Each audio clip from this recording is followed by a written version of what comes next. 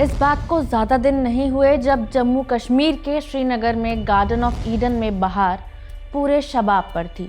वसंत की इसकी खूबसूरती को लाखों आंखें मंत्रमुग्ध होकर निहारना चाहती थी, मगर 22 अप्रैल को दबे पांव आए तूफान की तरह पहलगाम हमले ने सब कुछ तबाह कर दिया।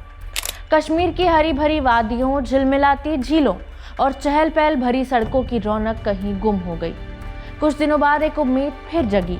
बॉलीवुड एक्टर अतुल कुलकर्णी 27 अप्रैल को कश्मीर पहुंचे और लोगों को भी उनका यही मैसेज था कि यही वो समय है जब जम्मू कश्मीर और उसके लोगों को और टूरिज्म को हमारी ज़रूरत है। लेकिन फिर 7 मई को भारत के ऑपरेशन सिंदूर के बाद भारत पाक में तनाव बढ़ा।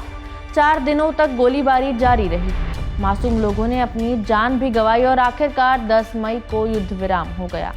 इस सब का घाटी के लोगों और टूरिज्म पर क्या असर पड़ा, समझेंगे इंडिया टुडे मैगजीन में छपी कलीम गिलानी की इस रिपोर्ट के जरिए। नमस्ते, मेरा नाम खुशबू है और आप देख रहे हैं इंडिया टुडे हिंदी। फिलहाल घाटी के माहौल को समझें तो भारत की स्ट्राइक से पहले ही यहाँ तनावपूर्ण माहौल के कारण स्थिति बेहद खराब हो चुकी थी। करीब 90% बुकिंग रद्द की जा चुकी थी। 21 लोगों के उच्च स्तरीय समूह ने पहलगाम के ठीक बाद 28 अप्रैल की अपनी बुकिंग रद्द कर दी। हमले के बाद यही ट्रेंड बन गया था। हम एकदम सदमे में हैं। श्रीनगर एयरपोर्ट 13 मई से रीओपन तो हुआ, लेकिन टूरिज्म के लिहाज से राहत की कोई गुंजाइश नहीं दिखाई देती।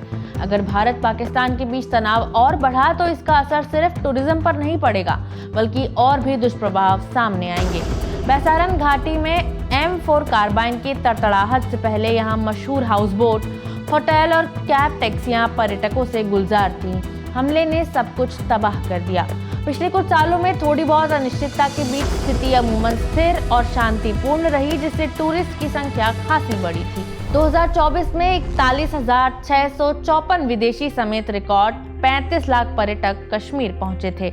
इस साल ये आंकड़ा और बढ़ने का अनुमान था।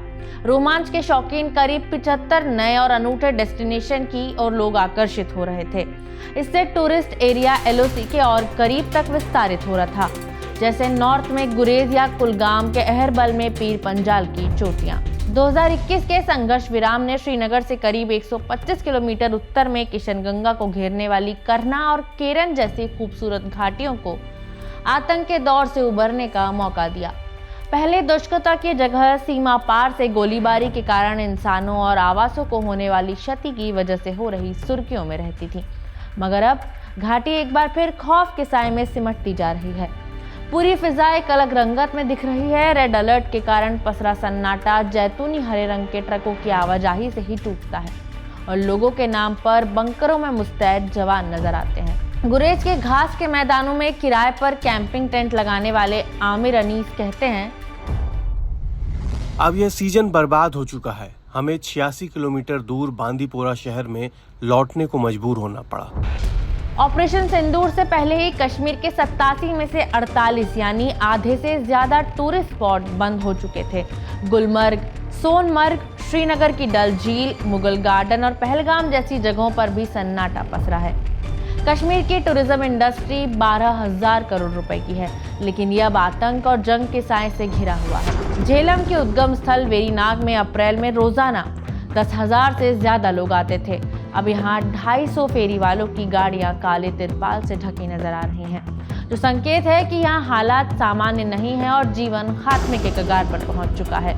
चाय और ठंडा पेय बेचने वाले अब्दुल रशीद अपनी और अपने जैसे दूसरे आम कश्मीरियों की पीड़ा जाहिर करते हुए सिर्फ इतना ही कह पाते हैं, हम बहुत बदकिस्मत हैं। पहलगाम हमले और ऑपरेशन सिंदूर के बाद जम्मू कश्मीर को सामान्य स्थिति में लौटने में अब कितना वक्त लग सकता है? क्या यहाँ की टूरिज्म इंडस्ट्री पहले की तरह ही फल फूल पाएगी? अपनी राय हमें कमेंट बॉक्स में जरूर बताएं। वीडियो में इतना ही, शुक्रिया।